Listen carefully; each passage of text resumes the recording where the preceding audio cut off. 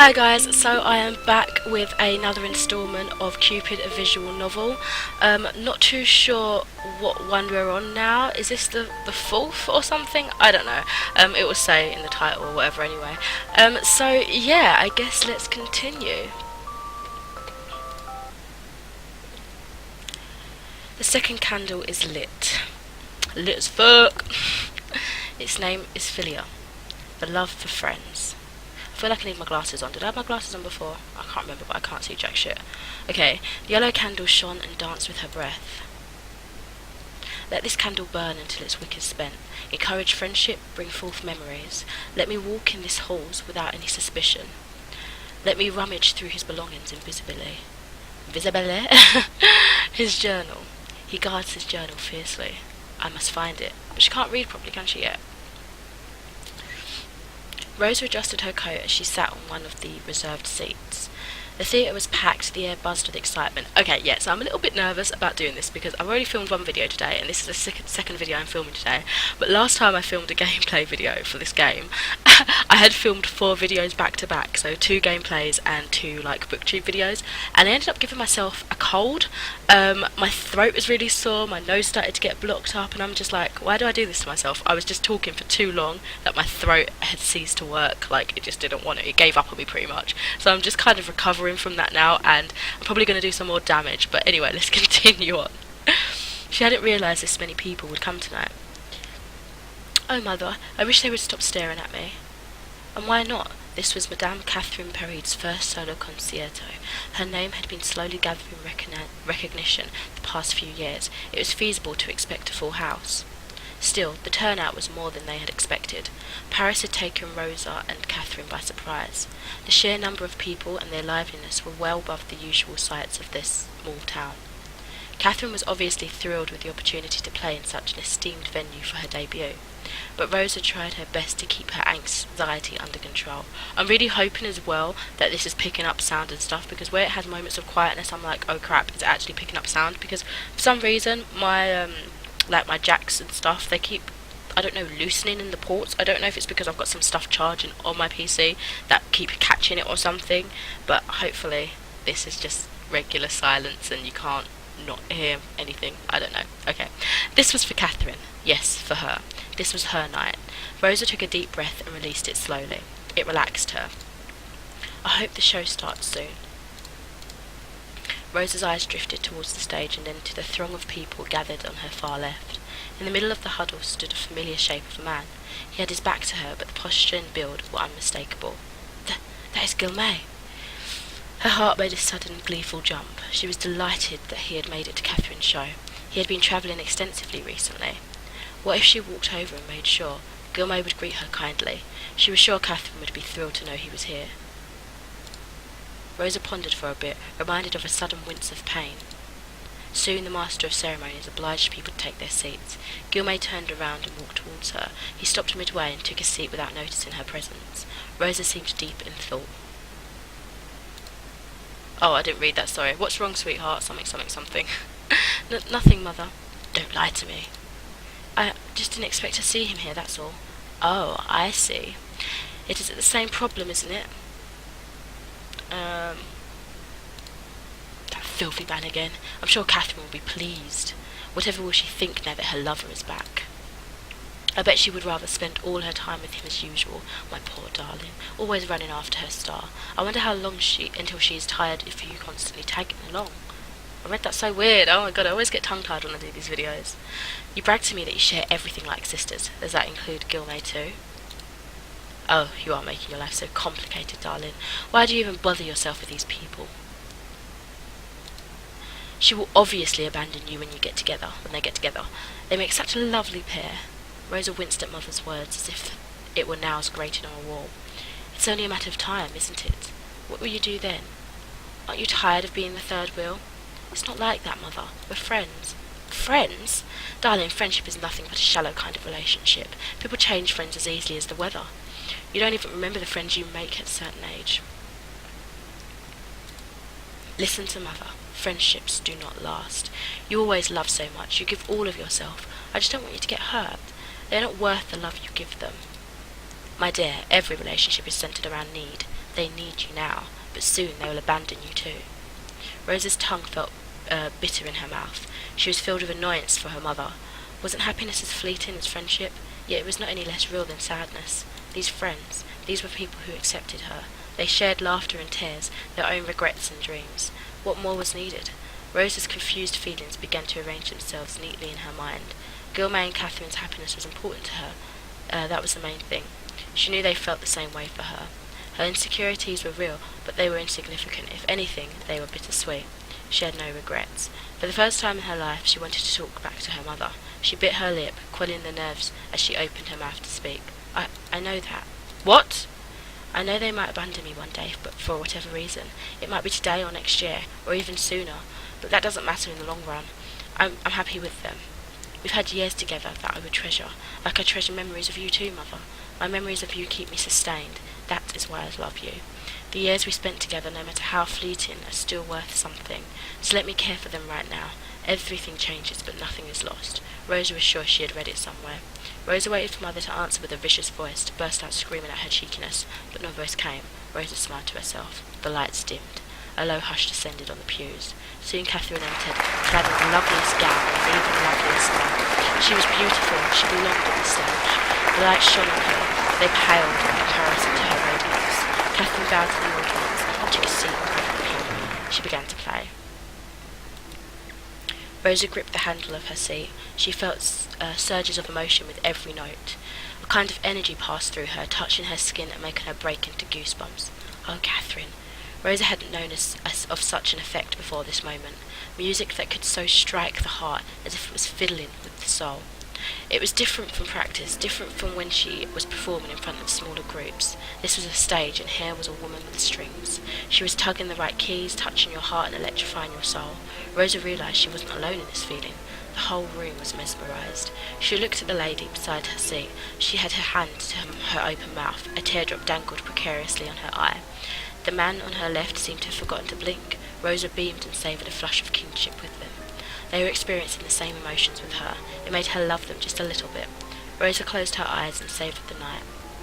I've got to mention as well that I looked up some of the achievements for this game, and they get a bit strange. You'll see eventually, I'm sure. A bead of sweat fell from Catherine's chin. She was out of her body now. Her stress from the beginning of the show had thawed and turned into passion. It ran down her fingers to the keys. It did not escape Catherine's notice that most people in the crowd came to the show to gawk at her. Catherine Paride, the one that the infamous Marquis de Gaulle had been courting for years. Didn't he pay for this event? Lucky aboard. What? Lucky what? I didn't catch that. Catherine Paride. I heard she was some pianist. Any good? Who knows? Must be. If even the Marquis is chasing her. Catherine Paride, some female pianist. Pretty face, nice flesh on her. Ugh, let us watch her show. Her fingers caressed the keys, playing them with force of her heart. Did she play to prove them wrong? Her music saturated the theatre with her fever. No, not to prove them wrong. To set it right. Catherine Paride is my name. I am no more than just a pretty face. I am more than just a pretty face, and I am playing this piece for you. It is my gift. Let me touch your soul. I need some of my tea. Rosa felt her eye get moist. I hate that word so much. This was Catherine's heart transcribed into music, all energy and beauty with the strength of the wind. The mischief of a sudden gale that whips at ladies' skirts and tips gentlemen's hats. The cold breeze that carried the loneliness of the coming winter. Everyone in the audience felt it. Rosa searched for Gilmay's face in the darkness. She couldn't see him clearly, but it didn't matter. She knew what he was feeling. She felt it too. Rosa's heart began to ache. It was the sting that she didn't know how to name. After the show, Rosa greeted Catherine in her backstage dressing room. She was smothered in flowers from the audience. Sweat glistened on her forehead. Oh my god, she's grown up a lot. Catherine gave her a tight hug. Oh well, she had, because it's like a flashbacky thing, isn't it? Congratulations, Kath. You were marvellous on stage. Thank you, Rosie. Catherine covered her cheeks with her hands. I'm still shaking. The excitement from the stage hasn't left me. Look at my hands. Ha ha! Oh dear. So I would call this show a success, yes? Pour the champagne, shall we?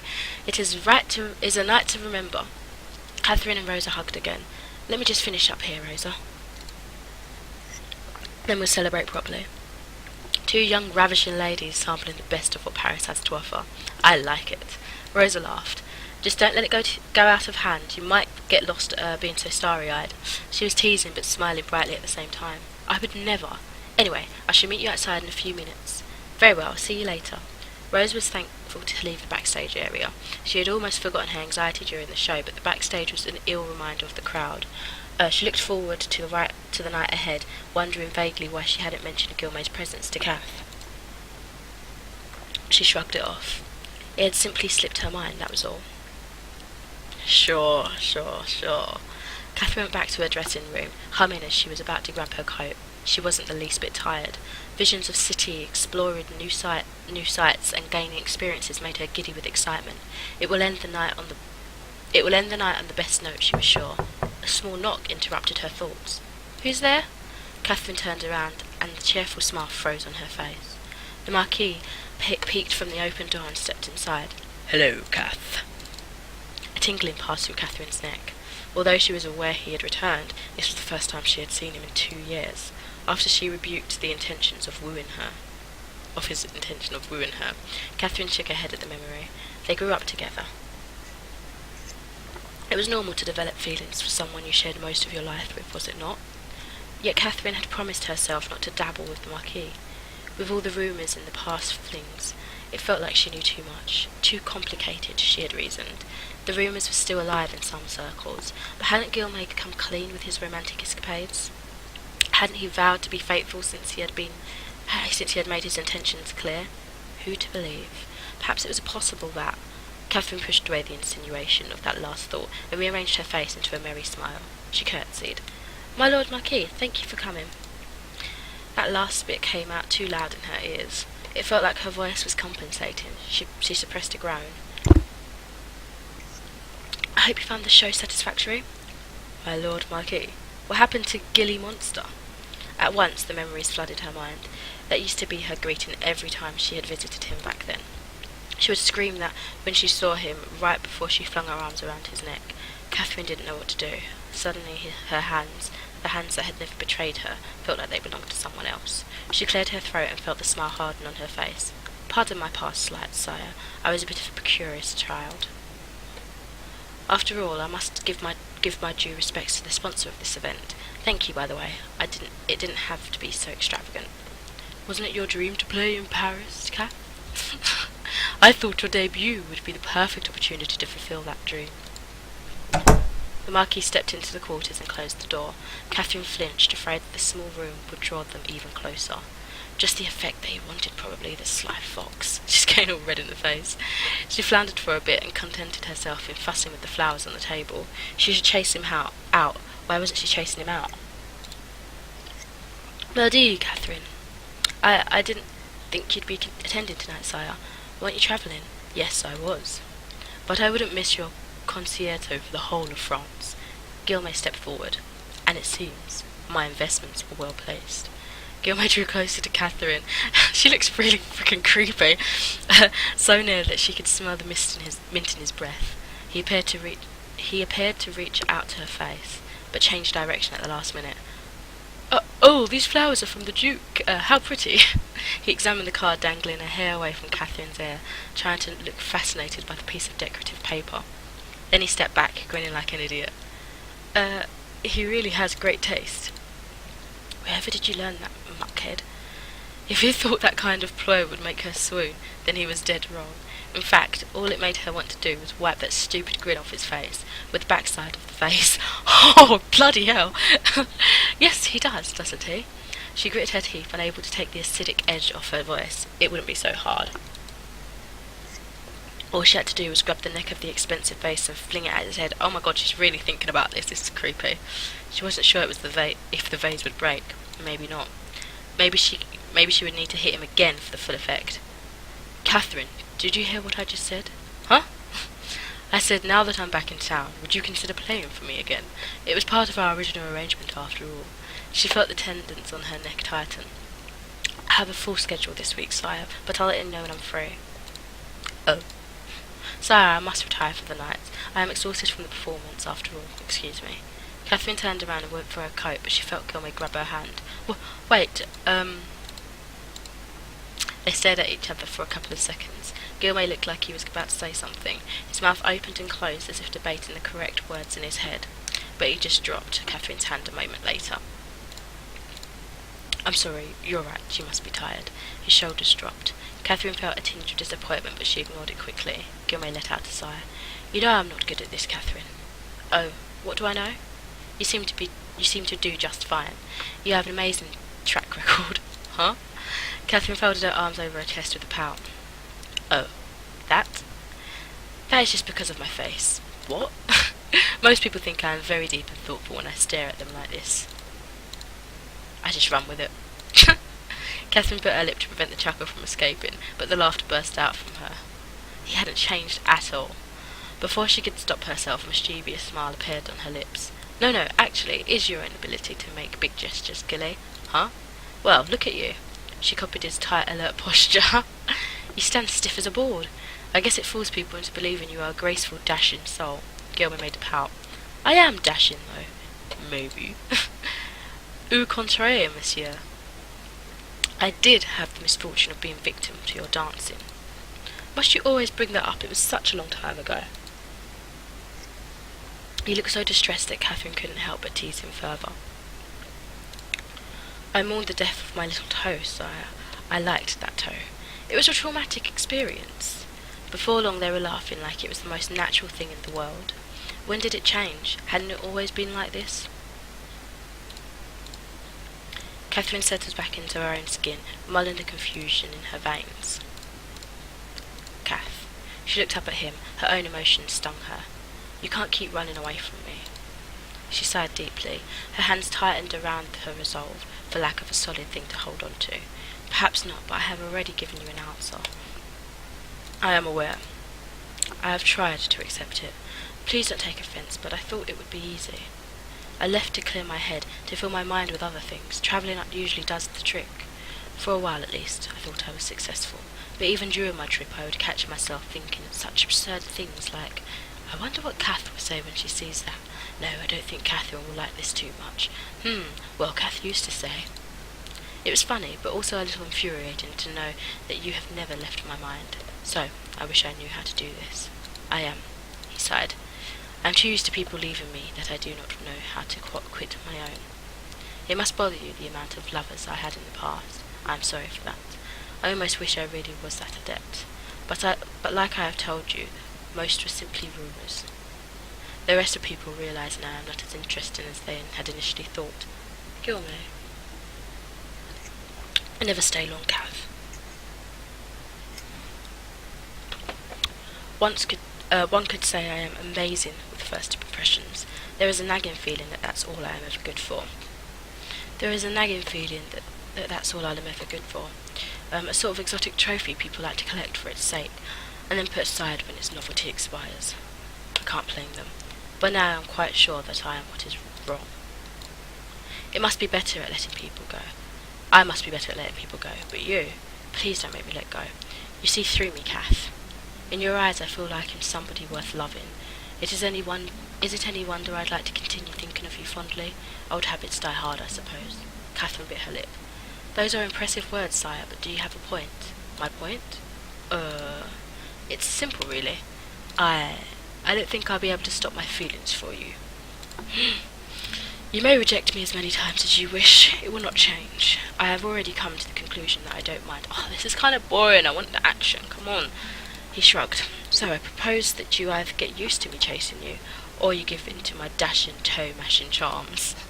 Catherine chuckled despite herself. Or I could just kill you with the Duke's fashionable vase. Please do not give my superior the pleasure. I'd rather you rip my heart out of my chest and offer it as a dark sacrifice to the gods. Gory. Very poetic. Dashing points for you. You think so? I've been reading a lot of romance novels lately. What kind of romance novels are you even talking about? I figured I must learn to be more suave to make the lady of my dreams swoon. Is it working? Catherine laughed. Hardly. I believe this is how they do it in the big finale. Gilmay cleared his throat and knelt down on one knee. He took Catherine's hand awkwardly, trying to act as natural as he could. His serious face made Catherine burst out laughing. Quelle folle! What in the world are you doing, idiot? Stop laughing, madame. I must try this at least once. I'm simply concerned for an older gentleman and his knee. Will you be able to stand up from that position later, given your obvious grace? Guillemot chuckled. Terrible! Dare you call me an old man? I don't look my age, you know. Sure. Oh, stop laughing, will you? I'm trying to concentrate. He cleared his throat again. Will Mademoiselle Catherine Parade allow me an audience tonight? As such, perhaps she might allow me to stay by her side for a while longer. It will make me a very happy man. It was sappy and ridiculous, and yet hearing the words did stir Catherine's heart. They were giggling like fools now, like children, her heart heavy with love for him. Love? Did she just think love? Of course she did. She had always loved him. Why was she fighting her feelings again? The reason seemed unclear all of a sudden. All right, sire. Your gallantry has convinced this lady to accept your offer for tonight. She bowed with an exaggerated curtsy. Guillemot took her hand theatrically as he stood up. This gentleman is relieved he didn't have to sing. A few rules for tonight. As we are in Paris, you must be on your best behaviour. No embarrassing jokes like making friends with the street mimes. Agreed. As such, I must retire by 8, 10, 8, 9:30, 9. Take it or leave it. Guillemot grumbled, but Catherine just chuckled at his frustration. Fine, 9:15 it is. Sure, I meant 9 sharp, or sire. Guillemot's face brightened like a little boy's. Oh, I know where we can go. There is a quaint little piazza just south of here. They have a breathtaking view of the city. They're on a hill, you see. I know the owner personally, so we're already guaranteed the best seats. And they serve the best pomme de terre gratinée. I don't know. Gratin again. If you continue eating at every opportunity you get, soon there will be no potatoes left in all of France. Catherine sighed. Why must he be so? This better not be a game like all your other flings, sire. I deserve to be treated like more than a prize. But Catherine watched Guillemot's face beam as he talked about that little house on the hill. How when the weather was perfect, the stars would soak the sky. She giggled to herself with fondness. What a dolt. A night in Paris, and he would rather eat cheesed potatoes. It was just like him to pick the stars instead of the city, wasn't it? It pleased her to know that she adored this side of him that others did not see. But was this the real him? Did she really see through him like he said? Or was this a face he put on for her sake like most flirts could? If it was, then she had been watching this face since she was a little girl. From awe to admiration, from friends to lovers, they had seen the best and worst of each other through the years. Surely there was something to that. Surely it couldn't all be a lie. Right? I'm sorry I got carried away. Shall we go? Yes. Catherine grabbed her coat and Guillemot took her purse. Oh, I almost forgot. Rosa is waiting outside. Then let us hurry and meet up with her. I haven't seen her for a long time and I missed her too. It will be a treat to spend the evening with 2 esteemed ladies. She'll be thrilled to see you. Just like old times, us 3. Yes. She slipped her hand on his arm nonchalantly and caught Guillemot's smile to himself. At the very least, that smile. Let that smile be. Oh, fucking hell. You're lying! Lady Claudette saw you in Nimes. Tears and snot ran down her face. She was holding a vintage 1610 bottle of wine. So it was just all the, events leading up to her death, I guess. She gripped the neck of the bottle and flung it at the wall where Guillemot was standing. He ducked just in time to avoid the glass. Cherie! Don't you Cherie me, you bastard! Can we not take it out of my wine collection again? Catherine threw another bottle with respect. Stop, Catherine, you're going to hurt yourself. Hurt myself? Like you care. You tell me you were off to Avignon last weekend, but you actually in Nimes? Why are you making this into a huge deal? So I had a stopover at a neighbouring town. It's a lie, you omit things. What? I told you at the very start of this relationship, Guillemot, I want 100% honesty from you, and I've told you as well, I have a reputation. Rumours follow me, idle mouths can't help but chatter. Did you know that Lady Claudette once indecently proposed to me? And right in her husband's birthday gathering as well. So what? That is all beside the point. You know what they say, where there is smoke there is fire. How about a name to further torch the bush? Lalaine de Montclair. Lalaine is the shop girl of the town, a nice girl, or at least I surmise from all those 3 times I made the mistake to enter a shop, it looks like. Is there anything else you would like to insinuate? Oh, nothing at all, sire. Why? Is there anything I should know? Go on my side and try to speak calmly. Sherry, I promised you when we got engaged, didn't I? I would be faithful only to you. There is no one else. But Catherine gritted her teeth. Again with this! You are more vague than a monkey spits. What? Answer me straight right now. Yes or no? Are you having an affair? Gilmay threw his hands up in annoyance. Murdy, Catherine, I am not. I have already answered this. Why does it seem like you only hear what you want to hear? I just want to understand everything and make it crystal clear. Is that so bad? Now explain to me what Lady Claudette... Lady Claudette? You were taking that bitter, conniving woman's words over mine? Is that one of the first ladies that were taking the mick out of Rosa in the very, very beginning? I think I recognise that name. Well, I tried to get information from the source, but the source isn't very reliable. Gilmay's shoulders slumped in an irritated surrender. She had heard him curse under his breath. I am tired of this, Kath. This is a waste of time. What is the point of this if we keep going around in circles? Catherine snuffed, wiping her nose savagely with her hand. You always do this. You go off on a tangent and pick things apart. You don't even listen to my side at all. Should you stop acting like a child for 1 minute? Maybe then we can have a real conversation. A conversation with a liar is always one-sided. Catherine grabbed 2 bottles this time. What would happen if she brought the 2 bottles crashing in front of her? Would the pieces of glass stab her face, her eyes maybe? What a random thought. The morbid picture gave her an out-of-body experience. It was a nasty fight, depressingly familiar, but they were dancing to the same tune once again. Here be the lovers. Enter left, the hothead. Watch her dance with anger blazing, tears are sparkling, bitter rage. The fight goes on until she's spent, the reasons lazy in her head. Pan right, the rake. Both the victim and the accused. Words are poison, or an unlit fuse. Migraines taunt the pride and temper. He gradually takes on logic's mantle. The words they throw reach fever pitch. The dance will crest. He chose to leave. Enough of this, he says in rage. Temper rising, the exits frame. Her unspent fever, how do you say that? Fervor? I don't know. Burning hot. She cries it off. That cowardly sod! What did you expect? She asks herself. He'll take abuse with a bowed head. The least he could do, her anger shouts, a hint of guilt, a hint of doubt. The migraine throbs as he is pacing, annoyed and angered, his face aflush. Capricious woman, irrational. He shakes his head with a tired breath. Yet he basks in torture and savours the taste. This is love, he nods. This is love, he says. Love and pain go hand in hand. It is painful, yes, but never bland. He nips a morsel and takes a bite. Exquisite, he trembles. A rush, a charge. He feels his heart is struck by love. Decides that it is worth the gripe. A dainty flower he must protect, to watch it bloom until it's ripe. But not right now, he says, still sore. His pride's too hard to swallow whole. Hours pass, he wouldn't call. She forms the words she knows will hurt. She plans to cut and make him bleed. Yet when he arrives, she all but weeps. Why'd you leave? I shouldn't have. Are you angry still? I'm here now, love. Her arms snug upon his neck. He'll promise to change, to do what's best. For both their sakes he admits he's wrong. A little lie to complete the song. Ladies and gentlemen, I present to you, Love. I liked that poem. That was actually really good. Just tell me when you're tired of me, or when you find some other pretty thing, you bastard. Catherine slipped back into her brain just as the last sentence left her lips. If you are going to leave me, then just leave. Stop playing me for a fool. This was a new tempo. She dropped the bottles to her side, but did not let go. He noticed the change of song and timed his step accordingly. I never once thought or treated you like a fool. I love you. I'm never going to leave you. New tears churn and bubble from her eyes. Liar. It was her turn to leave this time, and she did. He was left to perform a solo. Contemplation, regret, penance. A vow of new beginnings forming in his head. Kath? Rosie. Catherine stumbled into Rosa's room that evening, drunk to high heaven.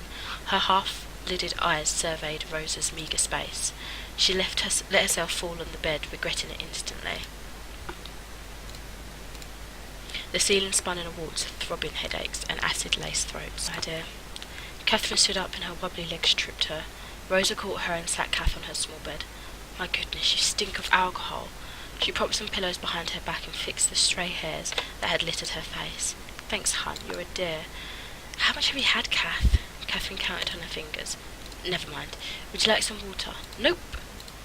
Interesting. Huh? I can always hear liquid sloshing around in my brain when I shake my head. Rosa pursed her lips. Catherine was in no shape to make decisions right now. She stood up to get her something to sober her up, but Catherine grabbed Rosa's hand and tugged at it gently. No, you sit. Please? Rosa complied. Catherine revealed a bottle about 3/4 full. Snuck another one from the Gilly Monster's closet. Serves him right for calling me a child. Rosa began to protest. Catherine paid her no mind. Come on, Rosa. When have we ever drunk ourselves to the point of insanity? And I call you my best friend. Catherine took a huge swig of the bittersweet liquid and offered it to Rosa. Rosa examined it carefully and took a mouthful. She gargled it in her mouth, admiring the sweet and sour flavour of the wine. Never had anything this rich before. Good, right? It had to be. It's the last bottle. So, had another fight with Gil. Shush! Bad wind follows that name. I am not talking about that egocentric pompadour tonight. We are going to drink. We are going to reminisce. And tomorrow we'll hate ourselves together. Agreed? Rosa giggled. If you say so. Alright, last one. Rosa puffed her cheeks in mock disgust. Fine. How do you make holy water? How? Boil the hell out of it. Okay, that's quite funny. Rosa and Catherine were assaulted by fits of hysteric laughter. Catherine felt the muscles of her cheeks ache. That is so bad, I don't even have the words. Catherine wiped the tears of laughter from her eyes. I heard that from one of your suitors, Sire Adrian? Rosa rolled her eyes. How come I always end up talking to your suitors more than you? I must start charging you a fee. I'll pay it with my gratitude. What is wrong with Sire Adrian anyway? He seems like a nice man. Nice hair, nice teeth, nicely groomed mutton chops. The woman laughed. How about Sire Farad? He sent you that lovely bouquet of flowers. I'm not interested in a relationship at the moment. At the moment, you don't seem interested ever. I am, sometimes. It's just hard to connect to people for me beyond physical. Relations seem out of the question. You don't have any difficulty with me or that idiot in the upper room. It means you are not incapable. That is only because you are my closest friends. Well, there must be someone. Oh, you are so picky. If you go on like that, you might end up like I'm an old maid. So be it. I'd rather take care of your children anyway. I shall be the amazing godmother. Catherine smiled wistfully. I'm not sure I want any. What? Children. I love children, but it's a little scary. Catherine bit her lip. What if she becomes her own mother? It was such a terrifying possibility, wasn't it? She barely remembered her mother. Her milady had struck as soon as Catherine was born. She had never called Catherine by her name, not even on the day she had died. All she knew was that their family struggled with that crisis, her father exhausted and depressed, and her sister forced to grow up too fast. To be a blight to the people you love, how horrible would it be? Catherine. Rosa smiled at her, interrupting her thoughts. You'll be a good mother. Your past does not matter. Catherine stared at Rosa, almost enchanted at her ability to know what she was thinking. She really was her best friend, wasn't she? The thought warmed her heart. You really think so? Yes. The fact that you are so concerned about them before they are even born speaks much of your kindness. Whatever happens, those children will grow up loved. Catherine blushed and changed the subject. I feel like I need to sneeze. It's like brewing. Oh, we're out of booze. We finished it. I'm quite buzzed. Hey, remember the first time you drank? Do you remember the party or the potato incident? Of course I meant the potato incident. Oh, how can I forget? Rosa burst out laughing. That was hilarious. Wench, stop laughing. I almost went to jail. Goodness, I was so stupid. Rosa laughed again. Amen. Hey, you're supposed to say no, Catherine. We do dumb things when we were young. Catherine was so dumb. We do dumb things when we're young. It's about time you learned your lesson. I can't wait to tell your children endless tales of your shenanigans. Wench! Tut tut! Catherine grabbed Rosa's waist and attempted to tickle her, but Rosa slipped away laughing. Catherine's stomach lurched, and she stopped, her hands still hugging Rosa's waist. The room spun, but it wasn't unpleasant. She felt like being gently rocked in a cradle. She closed her eyes and smiled. She took in Rosa's scent, always smelling slightly like apples. Rosa scratched her head and smoothed her hair. This is nice. Yes. Rosa? Thank you for being with me. Of course. No, I mean... She sat up on the bed. You've been with me all my life. You're my oldest friend. When we first met, I didn't have many friends. I just studied my piano lessons night and day because that's all I ever knew to do. It was all I had. Maybe that was why I begged Papa to let you stay with us. I was so happy. Rosa smiled fondly at the memory. You were there for me always. Oh, that sounds disgustingly melodramatic. You're drunk. I understand. They laughed again. Would you like to hear something worse? What? You changed my life. Oh, that is worse. Rosa smiled fondly as she played with Catherine's hair. I'm the lucky one, Catherine. You took me home and treated me like I was family. I wouldn't have known what a real family was like without you, Papa, Francois, and Emily. Even if Papa Francois always did avoid me, I knew he cared for me like his own. Yes, why is that? That was why I liked him. He was a good man. And you know, Gilmel was almost family too. Catherine made a face at the mention of the man, but her eyes softened. There was a pause. Catherine shifted awkwardly in her skin. Oh, can you tell a secret? Can I tell you a secret? Of course. Gilmel and I, we haven't had intercourse. Recently? No, I mean, at all. Oh gosh, it's getting awkward now. Oh. Rosa cleared her throat. I see. After all these years? Well, after the first time, never again. Rosa blushed. Her head knitted together images of the two people she considered her friends. Rosa tried to push them away, but all she was able to do was paint the rapt fantasizing gossamer buzz. She cleared her throat. Is that why you have separate rooms even when we moved here to the chateau? No, that was his idea. He's very peculiar with his sleep. I imagine we'll be keeping separate bedrooms even when we get married. I don't really mind. Well, your wedding is soon, isn't it? Perhaps you are just nervous. No, I don't think it's like that. Recently we'd get intimate, but I always stopped when things got too sultry. Oh. He gets upset sometimes, but he says it's all right. Catherine looked down ruefully on her toes. He didn't push me into it. I should be glad. But don't you think it's strange? What if I stay like this even after we get married? I don't understand why. Sometimes I get these doubts and I wonder why they're there. Isn't that unfair for him? I just feel like there is something wrong with me. There's nothing wrong with you, but it makes me really insecure. This lack of, what if he's getting it somewhere else? It drives me crazy. Believe me, I want to. I just can't for some reason. I just get this horrible feeling I can't explain. Rosa examined Catherine's face and came to a conclusion. It took me a while to understand sex. The sudden no-nonsense comment surprised Catherine. Rosa went on. I was the same as you. I'd always had an adverse feeling for it, like it's dirty and that I should be ashamed for enjoying it. I'd always thought love would make sex clean. But that's not how it works. They're two separate things. So just because you don't like sex, it doesn't mean you don't love him, Kath. Catherine looked up at her. Why do you even care so much to hurt him? What do you think love is? The warm feeling returned to Catherine's heart. How do you do that? Huh? You always know the right thing to say, always. Rosa blushed at this, suddenly aware that they were still in a loose tangle of an embrace. I've read a lot of smart books lately. She tried to diffuse the situation with a laugh, but Catherine didn't drop her look. Candlelight played pretty shadows on her skin. It illuminated the glint in her eyes, the moist on her lips. Ew. Rosa felt the warmth of the alcohol rise up to her face. Her heartbeat increased steadily. Anyway, maybe you'll feel better about it when you're married. You're probably just nervous about the whole thing. She made attempts to curl away from Catherine's arms, slowly, subtly run away, disperse the proximity, but she couldn't run away from her stare. Catherine's hand caressed Rosa's face. She touched her arms disdainfully, tracing them with her fingers. You're really pretty, Rosa, especially when you smile. Thank you, I think. You don't believe me? I don't think I am. I look in the mirror and I see a freak. Rosa, that's not true. It is fine. I liked being a freak. I wanted to be ugly. I used to bind my breasts and hide in the shabbiest clothes I could find. Rosa touched her eye.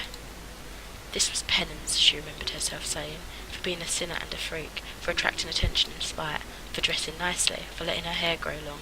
But really, I did this to myself, to hide. To hide? Rosa's mouth quivered. I thought people don't touch ugly things. But the truth is they do. So what I'd rather be is invisible. Catherine wrapped her arms around Rosa's neck. She heard Catherine sniff and wipe tears behind her embrace. She pushed Rosa's hair away and kissed her defective eye. You're not a freak, and you're not ugly. I love every part of you. They're all beautiful. Rosa forgot how close they were now, forgot Catherine's hands on her own.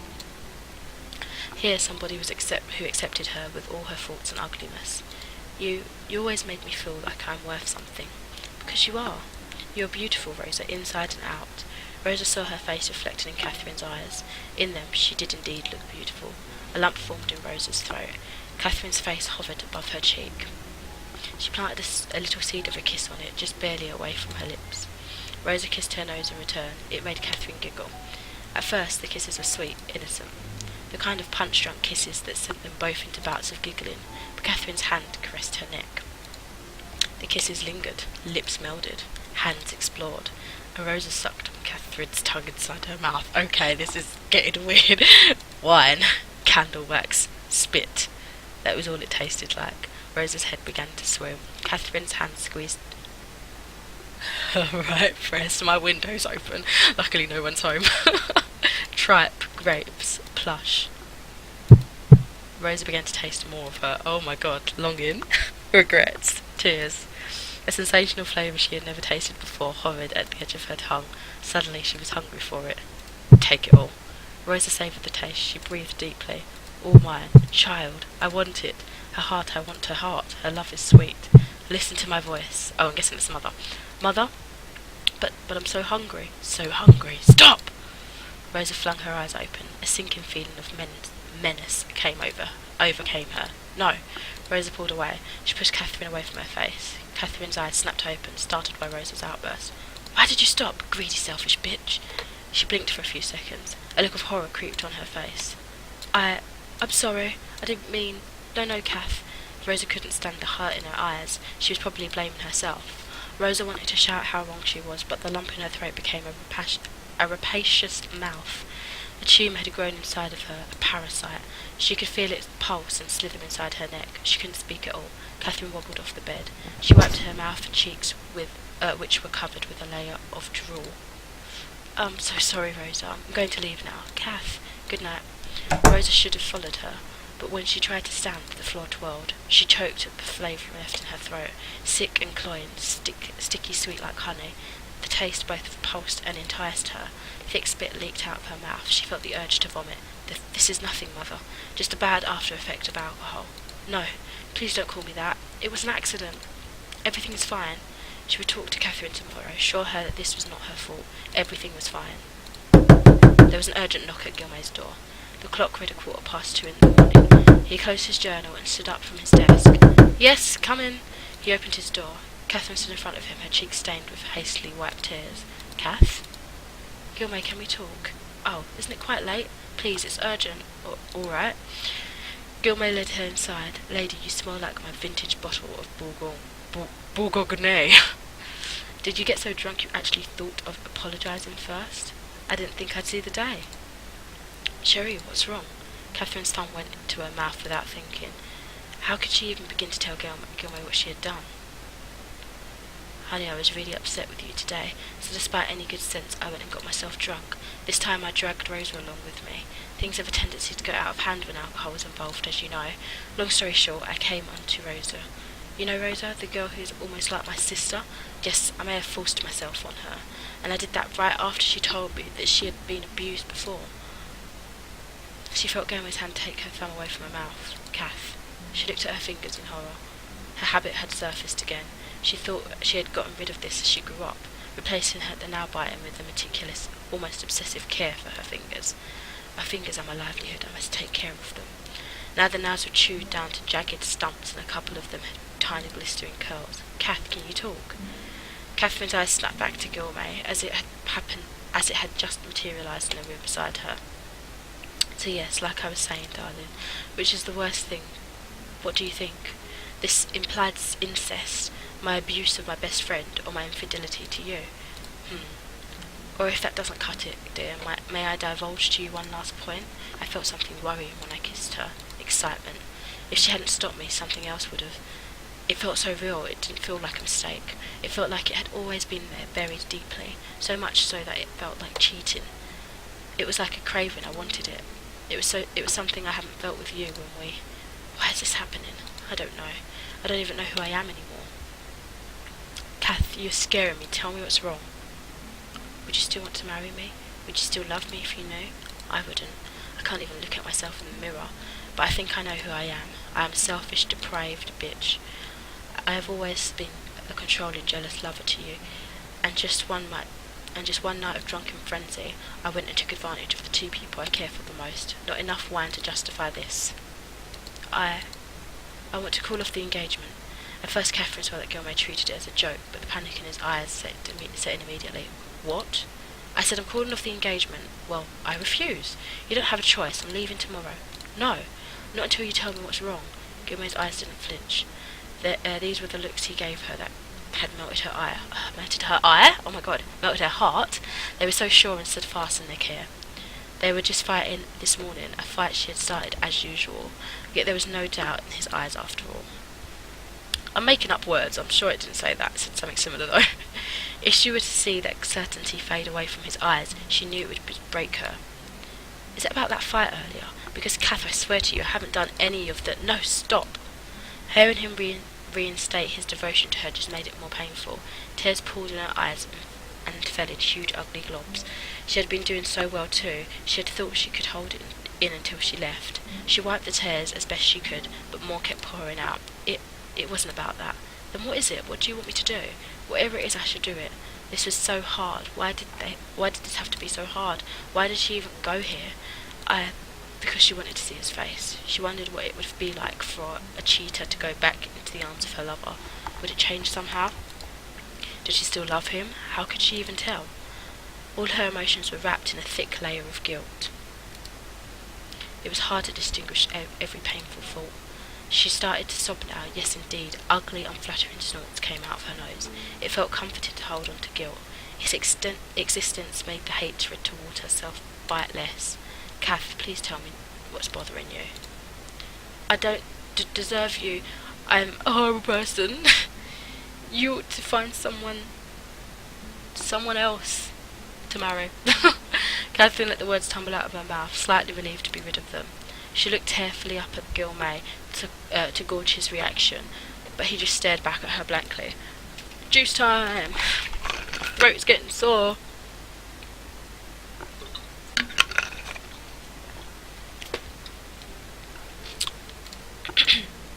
Why wouldn't he say anything? Catherine sobbed, fearing the worst. Gilmay cleared his throat and spoke hesitantly. Could you, repeat that? He cupped his hand to his ear and angled it closer to her face. He apparently hadn't caught any of her heartfelt words. Catherine snarled angrily at him. You idiot! I'm having a breakdown here, but I didn't understand what you said. I said you ought to find someone else because I am a horrible person. Gilmay pulled her to him. Oh, that's it? Whatever made you think that I'd accept that reason? Catherine's tears soaked his shirt. You don't know what I've done. Then tell me. You'll hate me, I guarantee you. Did you punch baby? No. The inside joke made her laugh out of the blue. She buried her face in his chest in a half sob, half laugh. Suddenly her doubts were cleared. Suddenly she didn't want to marry anyone else. Catherine's arms tightened around Gilmay's waist. I've been taking you for granted, haven't I? I've been arrogant, expecting you to always adjust to me and my whims. A new fever sprang out of her love for him. I don't deserve you right now, but I'll work on that if you give me another chance. First she would tell him what she had done. Then it would be up to him if he still wanted her. He deserved that decision. What I did, but Gilmay stopped her with a kiss on her forehead. Tomorrow. After a hearty breakfast and a good night's rest, I'll listen to what you have to say tomorrow. Though I'm quite sure my answer will be the same. Catherine's face melted into a smile and beamed at her. My star finally smiles. Catherine wiped her eyes.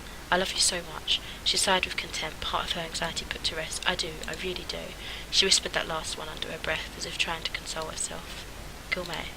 Yes, dear? Will you make love to me? I'm actually having a bit of a coughing fit right now, so do bear with me. Dearie me. Gilmay's brow shut up in surprise. Right now? Yes. No. Well, if you're not ready, later is also fine. Or tomorrow. But since it's already morning, then technically it's today, right? Gilmay's head tilted slightly, an amused smirk plastered on his face. Please take me seriously, Gilmay. This is important to me. I have to know. I have to make sure. Make sure of what? Catherine? Gilmay held her hand. I think you're tired. It is a little bit balmy. More than usual, I mean. But this is what we will do. Gilmay guided the woman to the bed and sat her down. We are going to lay on the bed. I'm going to pat your hair until you fall asleep. I shall skip work today, have that trifling little talk you want. And as such, if you are still in the love-making type of mood, then, mademoiselle, I would take you up on your offer. Catherine's eyes moistened. I hate that word. But this time they were happy tears. I love you. Gilmay shrugged and lifted Catherine's legs up onto the bed. I love you too. And aren't you lucky? Save it. He climbed on the bed beside her. Catherine draped her arm over him. He searched for her hand, brought it up to his lips and patted it. She closed her eyes and rested her head on his chest, comforted by the warmth of his embrace. Monsieur, can I ask you something? Why do you love me so much? Guillaume mused for a while. Is that a trick question? It feels like a trick question. Catherine whined. Alright, I shall humour you for now because you were such a pathetic state. I love you simply because it's easy to love you, darling. You are my star, my light, you keep me right always. You make me want to do good by you, to be a better person. You aren't even my wife yet, but the townspeople are already calling you their lady. I may have to hand you the Marquise myself. That is only because everyone in town knows who I am. Oh, I wonder why that is. Is it because you help sell vegetables in the marketplace on weekends, or because you conspire with my cooks to hold impromptu picnics with the locals? You know about that? One can only sneak out that much food without getting noticed, madame. It amuses me how the servants cover for you upon inquiry as well. It was my idea, they're not to blame. I know, darling, I know. Guillaume chuckled and kissed her temples. It goes to show how your presence uplifts everyone's lives, including mine. But honestly, those reasons aren't exactly why. I love you, Kath, I just do. Beyond what I thought I was capable of. Catherine's heart cracked with this last utterance. If I did something bad, would you still love me? Yes, I would. Are you sure? I'm sure. What if I've hurt an innocent person? What if I've hurt you? She bit her lip. What if I was unfaithful? Guillaume stared at her questioningly. Catherine buried her face in his chest. She felt his hand smooth her way her hair. He whispered gently into her ear, "If you would still have me, come back to me." I don't know how to pronounce that, so I'm not gonna. What happened doesn't matter at all. You are not your mistakes, Kath. That's a really nice response, but okay, is he not curious as to what she's done? Fair enough. Guillaume cleared his throat. Suddenly he seemed to have trouble breathing. You have the power to change. How about you? If I told you that I am not what I say I am, would you... What do you mean? Never mind. It's a silly question. What? Is something bothering you? Guillaume turned his head away and closed his eyes. Nothing, darling. We should sleep now. Catherine patted away the frown on his brow. She traced his cheeks with her fingers. Guillaume, I do love you. Now I'm more than certain. It gives my heart happiness to know for sure. What reminded me was your generosity. I skipped a bit, sorry. You give every bit of yourself to people you love. Do you know that? Because I have to, darling. Well, you have always inspired me. I have always looked up to you. You treat everyone, no matter their status, with kindness. Never have I ever met a man more generous and thoughtful about others. A man with so much love to give, and that is why I love you. You are a good man. But if that's not what I really am, Catherine shook her head, you can't fake sacrifice, monsieur. I've seen you care for the people in this town. I've seen how you loved me. I don't care much for intention, you see. It's what we actually do that defines us. Guillaume paused, his voice choked up in his throat. Not always, not always. Guillaume found Catherine's hand in his face and squeezed it. She stretched her neck and kissed his cheek. Catherine, you are always sacred. You're always scared I will leave you. But the truth is, I know it is you who will leave me, and it hurts. What? You are different. I've loved you for so long. It scares me how deeply I have rooted myself. Sometimes I deem it better to end this wretched existence, to save you from... What are you talking about, Guillaume? You're not making any sense. Is it your turn to scare me? I'm sorry. They didn't speak for a while. The air became a little uncomfortable. She could feel Guillaume's stressful breathing on her forehead. Catherine wondered what Guillaume was talking about, but it didn't seem like he wanted to discuss it further. When Guillaume started to calm down, Catherine thought it was best to sleep and ask him about it the next day. But Guillaume spoke again. His voice was low and serious. Catherine, do you love me? With all of my heart, Guillaume. I've loved you for what seems like my whole life. The candle flickered. Guillaume slipped his hands on Catherine's hair and gently pushed her face towards his. She closed her eyes and let the sensations of his lips take her. His mouth left sweet traces on her skin, as if washing away her sins, blessing her, anointing her. Catherine tasted salt in his kiss, like the taste of tears. She wanted to take away all his sorrows. Guillaume held her lightly, or tightly rather, longingly, shut herself in his embrace. His palms caressed her neck as he kissed her, sliding down her arm and the curve of her waist. His fingers tugged gently on her skin. Catherine darted her tongue inside his mouth, and Guillaume answered it with his own. She wanted his every kiss. She felt pleasure to know he was hers. Her hands ran up and down his back as their kisses grew heavier. Guillaume broke away. Kath, let's stop. You're tired. Catherine looked into his eyes and saw he wanted her despite his protests. After the events of that night, there was a despair in Catherine that longed to be quenched. It was a selfish atonement, perhaps a hunger for self-worth. She ran her tongue over his lips. I want this. Kath! Catherine sat up beside him, massaging his shoulders and neck. She dipped her head and gave him a long, deep kiss. She opened his shirt, rubbing on his ear. Oh, rubbing on his ear? Nibbling on his ear as she did, the clench of his jaw. His aroused breath. The cold? What am I saying? The cord of his neck. There were her little trophies, her bliss. Catherine pulled his shirt free. She traced a finger down his bare stomach. She watched him in ecstasy as he bit his lip. To know that he couldn't resist her made her swell with pride. Gilmay sat up in bed, finally reaching for her, finally giving in. It felt like a victory to her. Oh my goodness. Gilmay grabbed her neck and pulled her face to him. Her tongue bore deeply into her, or his tongue bore deeply into her. Catherine pulled on his hair, surprised at this sudden intensity. Heat ran through her body. She saved with his dominance. His lips ran down her neck into her chest. Every nerve felt tender. Every length of skin felt raw. It was a reminder and awareness that her flesh was a living thing. Tension built up in her insides. Gilmay's breath tickled her ear. He whispered her name, and it sent a violent tremor throughout her skin. It would start in her torso, surging through her, startling the roots of her hair. Her throat made short, hurt sounds. She would usually stop here. An irksome apathy would take hold of her, and she would stop. Now, this wasn't like the other times. Catherine felt a hot throbbing at the pit of her stomach. A clench in her body wound her up tighter and tighter, putting her in danger of release. This was different. This was, do you love me, Catherine?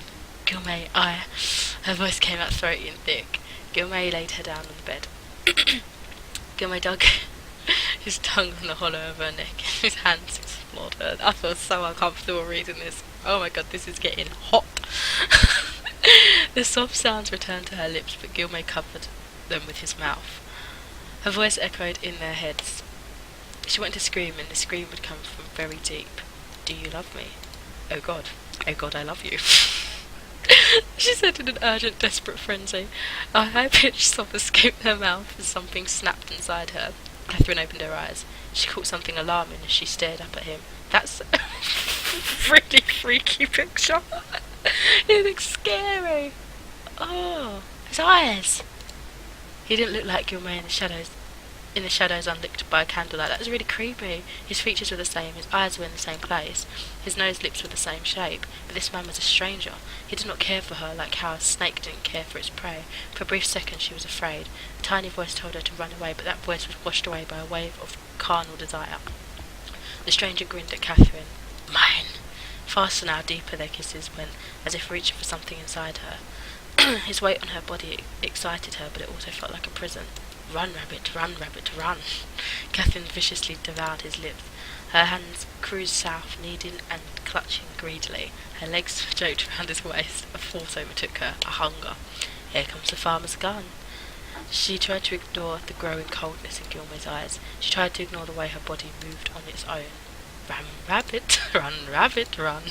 Her hands found the clasp of his trousers and she undid them. Quickly now. Quickly, he bit on her shoulder. She felt more of his teeth than his lips on her body. Catherine scolded herself for being aroused. Her mounting terror only served to aggravate her urges. She wanted this. I want this. She was hungry. I am hungry. She heard the man snicker. He wants the farmer's pie, so don't stand idly by. Run, rabbit, run. His tongue raked her neck. He gripped her hair so tight it hurt. Catherine gasped. The shiver from both pleasure and fear, a dangerous mix. But it was cruel. There was no warmth, just cold, hard greed. And yet she couldn't help but want him. She wanted to please him. With every movement, Catherine felt her energy wither away. A heady, nauseous feeling of malady was clawing at her. What was missing? What was taken away? She didn't know what was gone until it was. The final scream of protest died in her mind. The last that was left on her of her ludicity. I don't know how to say that. The urge to escape left. No more reasons to stop. Catherine moaned. Stop? No, I must not stop. Why did I even think that? What if he'd hate her? It was an agonizing thought. She had to give him more. Her eyes observed His eyes observed her with cold amusement. Catherine touched his chest in reverence. His eyes were cold, but his body was like fire. What? He's got wings? In her mind's eye, he had started to become something else, a winged creature engulfed in flame, both hot and cold and magnificent. Both beautiful and terrible, both dark and light. At times she would be on the bed with a man she might remember as one she once loved. Other times she would be floating suspended on a dark chasm of flesh. There was a creature with her, somebody she both loathed and adored. Sometimes there were two people, sometimes there was only him. Only him. The woman called Catherine didn't exist. She was merely an extension of his mind. Soon all of her would be gone, little by little disintegrating to be a part of him forever. Oh, bliss. She was prepared to give everything to him. It didn't even seem a worthy sacrifice to lay at his feet, but no, all he asked for was her heart. That small, pathetic thing. It had always been his anyway. She gave it gleefully. He was so generous and considerate, benevolent, fair. So she worshipped him. He was her god. Please want me. Please find me pretty. She craved his love above everything else, above fear and confusion, above the mourning at something precious lost. Love me, please. Love me, she begged. I'll do anything for you. Anything? His lips did not move, save for a smile. Oh, the words simply dropped in her head, echoed and took root. Catherine's eyes lost their glimmer. Anything? Then tell me again. I want to hear it. Do you love me, Catherine? Her name on his lips was the only reminder of her former self. I do. I love you. I love you so much. A wave of fire burnt her lips as their mouths intertwined. His passion heightened, his back arched. Sweat beaded on his forehead and traced his temple. What a wondrous sight. What the hell was going on? That's really creepy. He was ice beginning to thaw, sun on the verge of eclipse. His coldness, replaced by a radiating heat, was melded and fastened her to him like fire with metal. Really? Do you really love me? Yes, she screamed. Yes. The candle fizzled out. Beneath the depths of her hazy mind, she was relieved she didn't have to look at his face. She tastes just like the richest chocolate, the finest wine. I can't stop. My whole body shivers with the taste of her breath on my neck, her fingers scratching at my back. Her lust gives me sustenance to move faster, to devour her faster. Stop! I knew waiting so long would be worth it. I have been her lover for years, and this flavour is divine. My head spins, my appetite swells. I can't stop. I can feel her excitement mounting with her helplessness. I lick my lips in delight. I haven't breathed so deeply for a long time. You're taking too much. Her love is exquisite. It is laced with anger, reverence, disappointment, pain, memories, all different relishes and morsels melded into one. Stop it! So is this like two sides of this guy then? What's going on? Her love is a delicacy. You're destroying her. I can't stop myself. I haven't tasted this kind of love for so long. And so this is why she really went crazy then, I guess? Is he some sort of like incubus? Like the mouse succubus thing? My throat is killing me.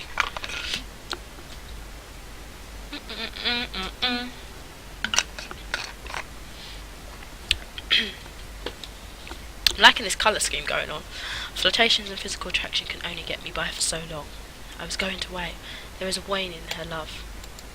Confusion, doubt, but that helping of guilt tinged the flavour perfectly. I must feed now. Her love's the most perfect tonight. My body wants her. I couldn't stop now even if I wanted to. Liar. And I almost let you escape. To save her, I almost ran away. I love her. I love her. And tomorrow? Maybe. What will become of her? I will find another. Next time. Something insignificant. I want to relish the taste a bit more. Sorry, I need to burp. Pardon me. No. No. With every move I feel her love osmose into my other mouth. What? She clings to me, her moans louder, her bare chest glistens with sweat. She is beautiful. It won't be long now. A final drawing of breath. Do you love me, Catherine? Give me all of your love. All of it. Give it to me. I want it all. It's mine. Mine. Catherine, give me more. I want more. More. More. No. This is so weird. Rosa stood in front of... Oh no. She didn't hear it all that, did she? Rosa stood in front of the door to Catherine's room. Oh no, because Catherine's in his room, because they have separate rooms, right? Oh no. Her hand raised to knock, but she didn't move. Doubt was creeping into her mind like a spider crawling on a wall. She remembered the feeling of hunger from the night they had kissed. It was both familiar and utterly alien, like an instinct and urge she hadn't felt for a long time. A shiver ran down her spine at the memory. She'd avoided me, isn't she? She hadn't seen Catherine for a few days since that night. She had been spending a lot of her time alone, locked away in her room. Whenever Rosa saw her in the chateau, she would excuse herself and leave. Rosa never got the courage to push the issue. But days had passed, and Catherine's behaviour began to worry her even more. What did you expect? After what you did to her, you little monster. Of course she would avoid you like the plague. No matter. She's never going to love you like her mother does. Like all the others, she's going to leave you in the end, and then you're all alone. Only mother will stay with you forever and love you.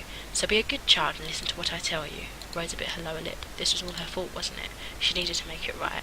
If Rosa talked to her properly, she was sure they would come to an understanding. She had to explain to her. What exactly? They had both been drunk, and the kisses didn't mean anything. Her stomach churned at this thought. In the end, it didn't matter what Rosa wanted. Catherine obviously regretted what had happened. She didn't want to lose her friend because of too much wine. Rosa gently knocked on Catherine's door. Catherine, may I come in? Please, Catherine, I'm sorry for the mess, but can we talk? Rosa waited for an answer. None came. Rosa turned the handle slowly and entered. Usually Catherine's room was brightly lit. The windows let in a fresh breeze, often carrying the sweet smell of flowers in spring. Right now, however, the curtains were drawn closed. The few candles burning on a desk weren't enough to banish the darkness completely. The air hung heavy in the room. Catherine didn't turn around when the door opened. She stood there unmoving in front of the wall. The sounds of something scratching along a rough surface filled the air. Rosa felt a shiver run down her spine at this sound, and her muscles tensed instinctively. She approached Catherine slowly and apprehensively. When she came closer, she could hear that Catherine was whispering the same few words over and over again. He loves me. He loves me not. Catherine giggled. He loves me. He loves me not. Catherine, are you alright? Rosa stepped next to Catherine and peered at her outstretched hand. In the dim light, it took a moment for her to make sense of what she saw. Oh my god. Catherine was scratching at the wall. The damage she had done to the wall was nothing compared to what she had done to her fingers. Cath? Oh my god, Catherine, stop! Oh, look at her eyes! Rosa's guts twisted horribly. She grabbed Catherine's shoulder to turn her around away from the wall. She blinked a couple of times before finally reacting to Rosa's presence. Tears welled up in Catherine's bloodshot eyes at the sight of her friends, spilling over her pale cheeks and chapped lips. She held on tightly to Rosa and started sobbing uncontrollably. Cath, what's going on? Why are you hurting yourself? Catherine tried to pull herself together as best she could, wrapping her nose on the sleeve of her soiled dress. It was heart-wrenching to look at the mess that her friend had become. Oh, Rosa, you need to help me. You need to protect me from him. Don't let him touch me. Who? Let him... what?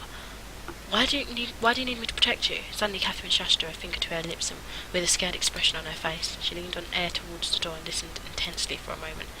Oh, he's here. The scared expression turned into manic and frightening glee. I think he's coming. Gilmay, honey, Gilmay, I love you. After yelling the last words, Catherine started sobbing again, with more tears streaming down her face. Before Rosa could try to console her, however, her sobs faded into hysterical laughter. It barely left time for her to gasp for breath. Oh, Gilmay, I love you the way you pull me close to hug me, and how kind you are to everyone you meet. And your eyes. What's going on here? Gilmay stood in the door frowning. His eyes wandered across the room and caught sight of Catherine, his face frozen in shock. Catherine stared wide-eyed for a second, then she snarled at him like a ferocious animal. You bastard! Get out of my room! Get lost! She stormed over to the desk and grabbed a letter opener from the table. With this weapon in a firm grip and malice in her eyes, she rushed to Gilmay. Don't you dare show your face to me! Catherine, no! The knife plunged into Gilmay's arm. Blood quickly stained his sleeve red, but Catherine only recoiled to strike back with no hurt of stopping. Oh my god. Catherine!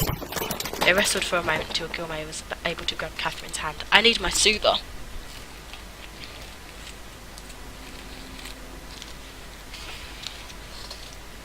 Not a soother as in like a dummy or anything, like a soother as in a throat sweet, because my throat is hurting really badly. The letter opened and slumped to the floor, sobbing uncontrollably. Rosa quickly picked up the blade and stepped out of reach. When she turned around again, Gilmay had already pulled Catherine into a tight embrace. Between her sobs and hiccups, Rosa could hear her apologising. Oh God, I'm so sorry, Gilmay. What? I'm so sorry, do you love me? Please, Gilmay, do you love me? She repeated the question over and over again, no matter how many times Gilmay reassured her. It's probably a good idea to find something to calm her down. Rosa didn't feel completely at ease doing so, but she left her friend alone with the Marquis for a few minutes. Later she returned with a glass of water laced with valerian root. Guillaume had already coaxed Catherine to lie down on her bed, but Rosa helped her drink the nightcap. We watched her in silence as she drifted into a fitful sleep. Guillaume and Rosa left the room. They didn't speak for a while, both still dazed and shocked by the turn of events. "How is your arm?" Guillaume hid the injured arm away from view. "Fine, just a scratch." The bleeding hadn't stopped yet, but Rosa could tell the cut was deeper than Guillaume let on. "What is happening? What's gotten into Catherine?" Guillaume just shrugged with a cold expression of worry on his face. "I wish I knew, Rosa. The state she is in scares me, to be honest. It might be an onset of an episode waiting to happen, like your sister before." Rosa's mouth tightened. "How dare you say that? She is not crazy." Rosa searched her face for traces of a lie, but it was like a mask contorted by worry. She couldn't tell whether he was lying or telling the truth. "She asked me to protect her from you. Did you hurt her?" "You know I wouldn't. She's unwell, it seems, and the target of her psychotic state. That is all I know. But why?" "Stop. Stop it, Rosa. It hurts me too seeing her like this. Please stop questioning me further. I'm going to call for a physician. Please stay with her in the meantime. See that she doesn't harm herself again."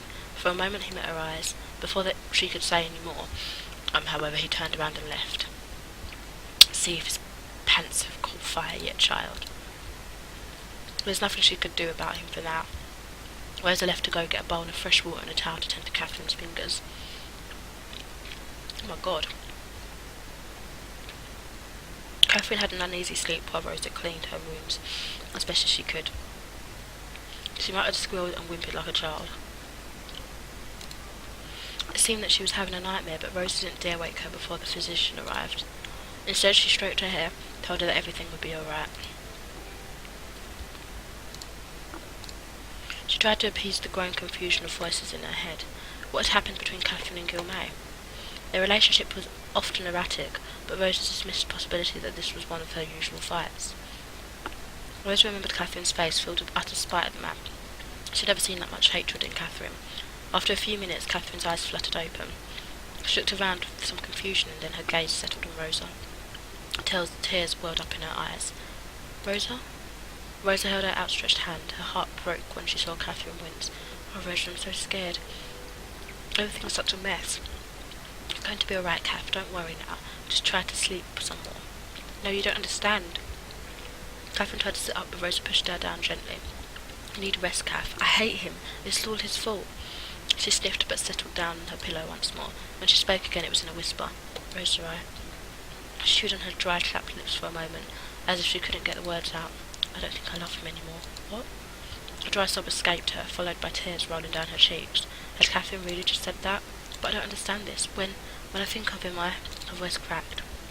She sided under the blanket like an ill breeze had just sprung up in the room. "It's like bugs are crawling under my skin. I can't bear to look at him anymore. I just can't. I can't even say his name." "Why, do you remember when exactly you started feeling this way?" "That night." Rosa winced. Catherine covered her face with her hands. "It was a horrible night." Rosa's chest hurt. Was this her fault? I bet she's going to think that she means that it was a horrible night with her, and now all this is happening. She didn't know what she had done, but didn't she do something to her? "I'm sorry." Catherine went on like she hadn't heard her. "I went to his room. We spent the night together." Rosa waited for Catherine to continue, but the girl stared blankly. She just stopped speaking, as if forgotten she ever spoke at all. "Kath, did he hurt you that night?" "No, maybe." Catherine shook her head. "I don't know." She grabbed her head and sobbed. The grip on Rosa's heart tightened. How can this be? Her eyes drowned in tears. "I love him, Rosa, don't I? I remember everything. I love him. I know I do. I'm sure I do. But I hate him too, to the very core. I want to hurt him and punish him for something. I want to snuff out the breath from his throat. But sometimes Catherine went blank. I don't know what he said there. "I just don't care for him at all. Sometimes I feel nothing at all. And that scares me more." She laid on bed, quiet now, letting her tears flow out of her eyes without wiping them. "I'm going mad, Rosa." "Catherine." "I am, aren't I? Like my sister, like my mother. It runs in our blood. They said I'm a child of a mad woman. They said I'm going to turn out exactly like her." Rosa stroked her hair and tried her best to soothe her, saying that everything would be alright. They were empty words, but she didn't know what else to say. She wanted them to be true so badly, for her friend's sake as well as her own. Was Guillemette really the cause of Catherine's confusion and pain? Pangs of guilt pricked her like tiny needles. Or was this her fault? Rubbish, you fool. This is all his fault. I can feel it. We must get to the bottom of this. Yes, Mother. Rosa looked down at her best friend and nodded slightly to herself. Everything will be alright, Catherine, I promise. She would make it alright somehow. She had to. The physician arrived shortly, but he did little to help Catherine. Catherine never regained her personality. She remained moody and irritable, breaking out into fits of hysterical laughter or heartbreaking sobs at seemingly random intervals. Guillemette and Rosa would take turns to tend to her. Her moods fluctuated, her temper uncontrollable. There were times she begged for attention from Guillemette, almost clinging to him in despair, never letting him out of her sight. Other times she couldn't stand his very presence. Soon neither Guillemette nor Rosa could console her anymore. She withdrew entirely from the household. She starved herself, stopped coming to the meals, stopped caring for herself. Her manic episodes degraded to long stretches of blank silence. Emptiness ruled her life. Looking at her eyes in those last days, it was like the fire had been snuffed out behind them. Like the star that had been shining through them had imploded. Chapter 5, Psych. And that is where I'm going to save. It's getting somewhere, I think. The first half of this was pretty damn boring, I will admit. But I think it's picking up a bit. I'm kind of intrigued about this Guillemette situation. Like, what the hell is he? What has he done to her? And yeah, I guess I'll speak to you in another video soon. Thank you for watching. Bye!